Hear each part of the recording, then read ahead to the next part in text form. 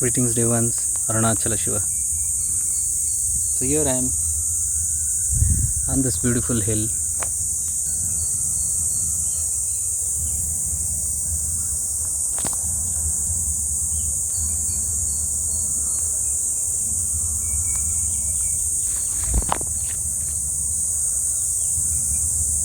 Very serene and calm.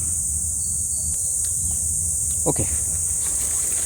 So what comes to me right now sitting on this hill here is about our practices. The practices that you're doing about the awareness practices, they never go waste. It might sometimes seem like all the practice you might have a deepened experience and then suddenly your mood goes down or you are unable to connect like before. It's nothing of that sort. It's only when the temporary clouds of existence of your karma or whatever has to surface keeps on surfacing, temporarily these clouds will be there and it will look like gloomy, but it's not. I can assure you, your practices will never go to waste. This I'm talking from personal experiences, because there are times when I used to feel in this manner and I used to let it be. Most of the time in Arunachala, when I felt sad or I felt depressed or things like that, when these clouds clouded me, I was surprised to see that sitting and just shifting into this awareness, within minutes to seconds, it will dissipate.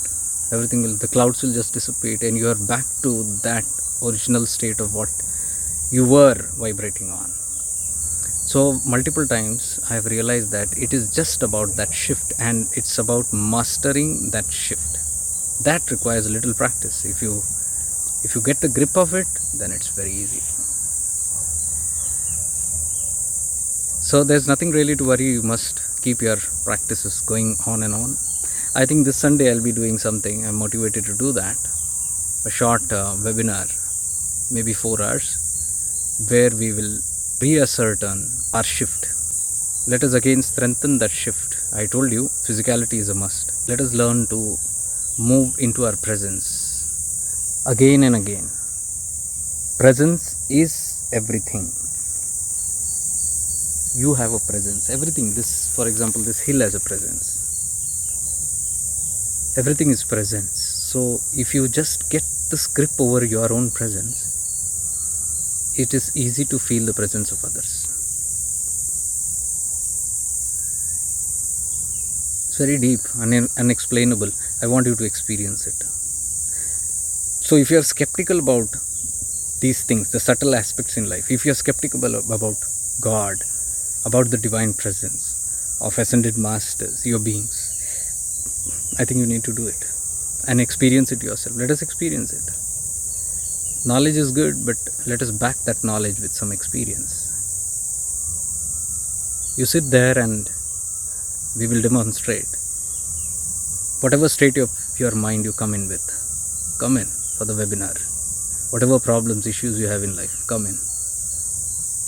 And we'll demonstrate and see within minutes to seconds how you can just shatter all that and enter into your real zone. Who you really are. You, the presence, you, the awareness. Let us do that a couple of times and let you get a first-hand conviction through your experience that it can work. And once you can get this grip, then you don't need anything else. Trust me, you don't need anything else. Everything else is needed because we are unable to come to this state of Nischalta. The Nirmal Man, we are trying to purify the mind just to come to the Nischal Man. And yesterday night satsang I explained what is Nischal Man and what is Vishal Man. That infinite space of the mind, which is known as Chidakasha, is Vishal Man. We will do this in depth in Chidakasha retreat, where we will understand Bhagwan Nityananda's teachings as it is. We have not known him, Devans. We don't know him. We claim to know him because we know him only by miracle. He's a miracle man. He stopped a train, he cured the sick, and he did this and that. See, these kind of feats don't help seekers. It is all to gain a good faith, but that doesn't lead you to the direct experience of what they want to share. To know Chidakasha Gita, You have to reverberate in a different space. You have to let go of all your concepts and beliefs and so many things. It is a state of non-doing there.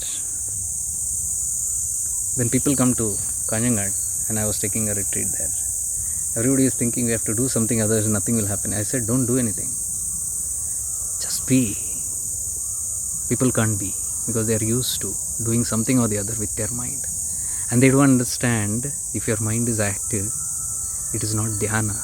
Dhyana means absence of thoughts. Whatever you do, circus feats in your minds, imagining this, visualization, that, all these things are concepts of your mind. It doesn't take you beyond the mind. Beyond the mind, there is another space, there is another zone. That is what Arunachala Tattva is about. We do all these deep retreats to experience that state. But for that, some training is needed, some disciplines are needed, some letting go of all the unwanted conditions of your mind, all the unwanted concepts that you have has to go. That is why I have opened this even Chidagasha retreat only to few. Many are applying, but I send them some messages and I say, check out if this relates, if you can relate with this. If you cannot, then this is not going to be a cup of tea, because you are coming there just to fall in love again with Bhagwan Nityananda. Falling in love with Nityananda is getting into the space of Chidakasha. That is where Nityananda, that is who Nityananda is. He is the Chidakasha. Then only his teachings have culminated. So we have to go beyond this falling in love with teachings and preachings and just having spiritual entertainment of the mind. I call them spiritual entertaining stimulation of the mind. There is a space beyond all this, Devans. I experience it, and that is what I am desperately trying to share, that people are not knowing there is a zone beyond all this doing. We can learn how not to, or how to stop this doing. There are many ways. Here in the Western world, Westerners, foreigners, they come for my retreats. They have separate retreats here. We have a one-day session with them. And they have all realized how important this shifting into awareness is to connect with Ramana Tattva. It is very difficult to contemplate on the self directly, because all that you do will be your visualizations. Anything that involves your mind is just hallucination. Most of us just imagine things. See this light, see that light. Imagine the self, it is in your heart, it is in your head. It's not that way. It's a little beyond that. That, anyhow, if we are ready and prepared only, we can understand. But my work is to first prepare people to come to this ground, where it's little hard because you have to give up all your previous belief systems and become empty. Because when you're empty, this grace that is available here shines in you. This grace is always radiating on this hill, but am I available? This grace is available to me, but the question is, am I available to the grace? I make people available to grace. That's what the retreats, all the retreats and webinars all are about. So if you feel you can go to a much simpler yet powerful zone without all these doings, hundreds of things to do, formalities from morning to evening, if you can just love to be in a space of relaxedness, come and experience it in the Sunday webinar. Come and first experience it, and if you feel it's working for you, then go ahead and deepen. Then you'll understand what is actually self-realization. There is nothing to go and attain somewhere. There is nothing to go and merge with something. Your God, your Shiva is not outside, whom you're trying to merge with. And even if you know it's a philosophy that is inside, we all say God is within, but we don't know how, where, how to find Him within also. It is more than within. Within is still two. There is a I who's connecting to my within. There are still two, dvanda, still duality is there. It is a space where I, the seeker, or I, the devotee, and the devoted becomes one. I, the lover, and the beloved becomes one. I, the observer, and that which is being observed become one. I, the Atman, and that which I am contemplating on, the Paramatman, they become one. There is no barrier. There is no one to say, I saw this, I saw that. There is no two. It is simply a subjective experience. It's very deep. So if you feel you are ready for all these things, please, you are welcome either for Chidakasha retreat or Tiruvannamalai retreat, which is in October end or November, I'll tell you. Or if you want to experience and get the basic understanding of the root practice, then this Sunday, come and sit for 4 hours and experience it yourself and do the practices with me. Experience your presence and the divine presence of the Guru Tattva, of the Shiva Tattva. And then you can make up your minds whether to pursue it or not. I'm sure this is going to help you a great deal to shift from what is happening in your life to what is real. What is happening is not real. Easy to say, but we have to experience it. So what is real? Once you experience, then you have no credits given to the unreal. It's a little deep. So you're welcome to come and join. And yes, as I said, if you're doing your practices, there is nothing really to worry about. The temporary glitches of the mind, the temporary obstacles coming from the mind, there will be many that is coming. I'll be deepening these things. How to handle these obstacles that come.